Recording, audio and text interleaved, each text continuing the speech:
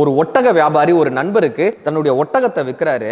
இப்ப வாங்கிட்டு வந்தவர் ஒட்டகத்தை தன்னுடைய வீட்டில் நிப்பாட்டி அந்த சேனைகள்லாம் கலட்டி பார்த்தா உள்ளர சின்னதா ஒரு நவரத்தின பை அவருக்கு கிடைக்கிது.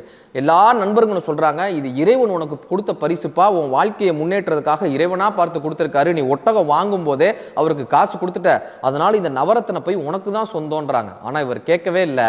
நான் யாரிடம் வாங்கினேனோ அவரிடம் தான் சென்று மீண்டும் இதை கொடுப்பேன் என்று சொல்லி அந்த ஒட்டக வியாபாரியை தேடி கண்டுபிடித்து அவரிடம் சென்று இந்த சிறிய நவரத்தின பையை அவர்கிட்ட ஒப்படைக்கிறார். இப்போ அவர் கண்ணீர் மல்க சொல்றாங்க, நான் என் பொண்ணுக்கு திருமணம் பேசி வச்சிருந்தேன், அந்த திருமணத்துக்காகத்தான் நான் என்னுடைய ஒட்டகத்தையே விற்றேன், இந்த நவரத்தினங்கள்லாம் வச்சு தான் அவளுக்கு திருமணம் பண்ணணும்னு நான் முடிவு எடுத்திருந்தேன். ஆனால் இந்த நவரத்தின போய் தொலைஞ்ச உடனே இந்த திருமணமே நிற்கக்கூடிய தருவாயில் இருந்தது.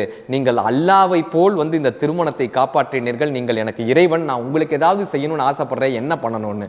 இப்போ இந்த நவரத்தின பையை திரும்ப கொடுத்தவர் சொல்றாரு, நான் உங்களிடம் கொடுப்பதற்கு முன்னாடியே அதில் 2 கற்களை நான் எடுத்துக்கொண்டேன்னு.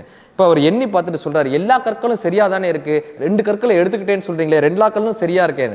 இல்ல, அந்த 2 கற்கள் என்ன தெரியுமா, எனது நேர்மை, எனது சுயமரியாதை என்கிற 2 கற்களை எடுத்துக்கொண்டுதான் நான் உங்களிடம் கொடுத்தேன். அது நீங்கள் வைத்திருக்கிற நவரத்தினங்களை விட அதிகமான விலை மதிப்பு உள்ளதுன்னு இவர் சொன்னாராங்க. நேர்மையாக இருப்பது முக்கியமல்ல, சந்தர்ப்பம் கிடைத்தும் தவறு செய்யாமல் எவன் ஒருவன் நேர்மையாக இருக்கிறானோ அவன்தான் நேர்மையானவன்.